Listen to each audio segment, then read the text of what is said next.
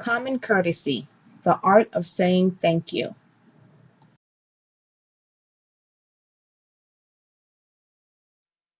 Common courtesy stems from proper etiquette, which can be seen as someone having manners, being polite, and well behaved in social settings. Common courtesy gestures, specifically the verbal communication of saying thank you to one who is holding the door, should always be verbalized. This research focuses on observing common courtesy gestures, specifically the verbal communication of saying thank you while someone is holding the door for another. Researchers believe there are many variables that affect human behavior when displaying common courtesy. Some are cultural, gender, and age differences. However, these variables have to be highly considered when analyzing research data and concluding studies in this area.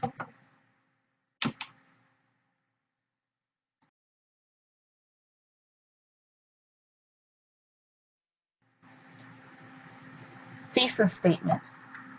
Common courtesy gestures, specifically the verbal communication of saying thank you to one while holding the door, should always be verbalized. There are social norms.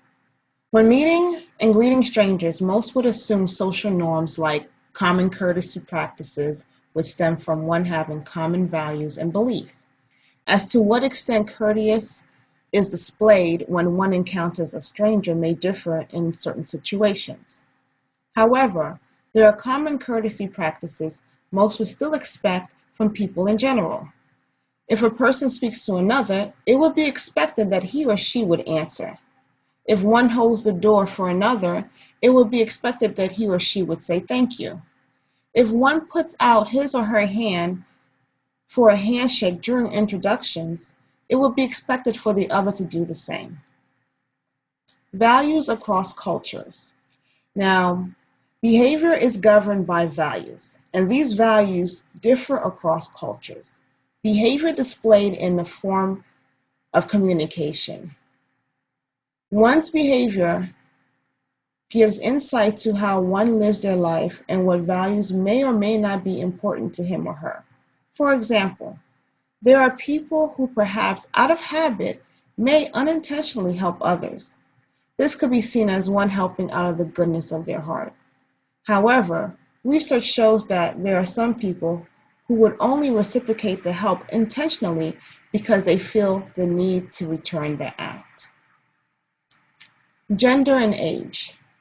According to studies, across culture there are many differences in how males and females address and approach one another as they relate to common courtesy practices.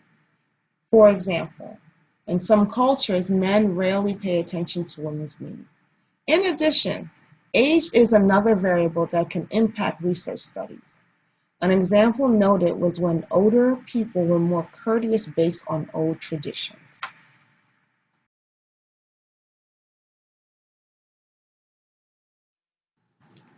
How this phenomenon impacts human beings in general. Becoming the norm of society. Values and social norms may help a country thrive as they move forward as a high-functioning society. Personal value is usually the foundation on how one's behavior is shaped and displayed. Studies show that demonstrating similar values and behaviors can help influence helpful, courteous, and thoughtful behaviors while interacting with strangers. Decrease in social and personal skills. In today's society, traditional manners do not only differ culturally, but they also tend to be gender and age restrictive. Furthermore, environmental stressors can transform the action of a decent person. When exposed to stressful situations, many seem to forget common courtesy behaviors that stem from their values. Some may become discouraged and desensitized to society that has lost its nature in goodness and helping people. This can eventually cause a lifestyle behavioral change that have a significant effect on high-stress society. Other variables. There are variables that can alter any individual behavior at any time with regards to common courtesy acts.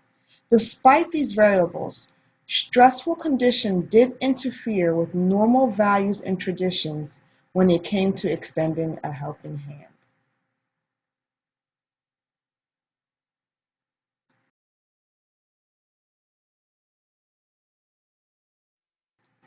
Personal experience with this phenomenon.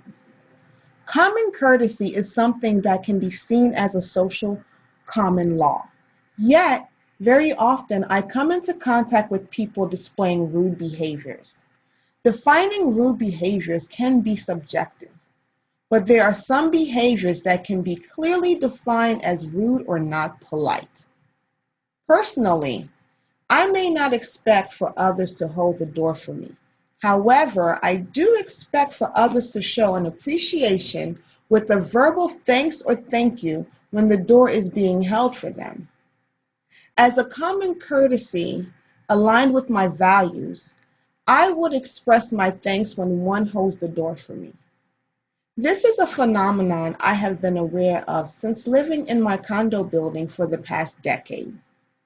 However, what made it a concerning issue for me is when I would have out-of-town guests visit and they too would notice the same negative behavior. They will comment on it and also relay that this has been their overall experience in Miami. I talk about how great Miami is to everyone I encounter, but I wonder if the rude behaviors will become the norm of this area and ultimately give Miami a bad rap.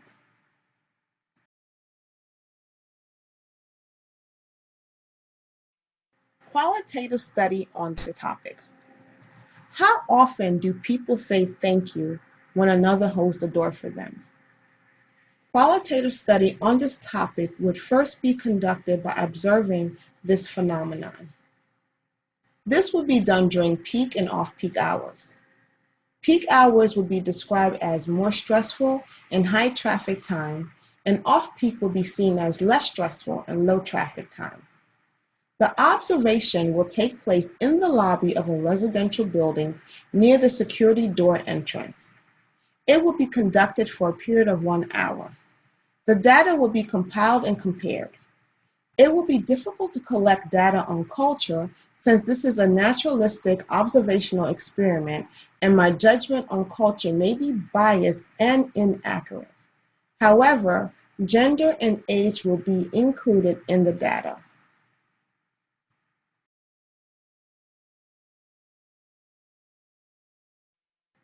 Questions for qualitative study.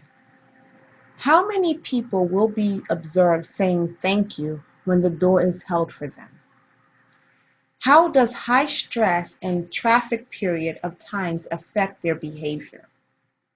Will gender and age play a major role in how common courtesy behaviors, such as holding the door, is displayed?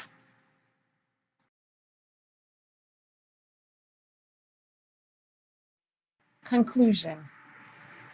What makes the world interesting and dynamic is that it is made up of billions of individuals, all with different upbringings, cultures, traditions, and belief systems.